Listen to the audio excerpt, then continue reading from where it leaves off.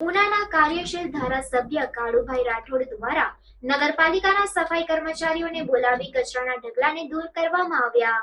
Una ચાંચકવડ road ઉપર આવેલ dumping side નર્સરીની સામે નકામા કચરાનો જથ્થો એકત્રિત કરી તેને અહીં નાશ કરવામાં આવતો હોય છે. આ સ્થળ ઉપર રસ્તાની સાઈડોમાં કચરાના મોટા મોટા ઢગલા પડ્યા હોય, જેના કારણે ત્યાંથી પસાર થતા વાહન ચાલકોને મુશ્કેલી પડતી હોય. આ બાબતની જાણ ઉનાના કાર્યશીલ ધારાસભ્ય કાળુભાઈ રાઠોડને થતાં તાત્કાલિક સ્થળ ઉપર પહોંચી અને નગરપાલિકાના સફાઈ કર્મચારીઓને બોલાવી 3 જેસીબી 6 થી વધુ ટ્રેક્ટર સ્થળ ઉપર બોલાવી તાત્કાલિક યુદ્ધના ધોરણે કામગીરી કરી આ તમામ કચરાને દૂર કરવામાં આવ્યો હતો.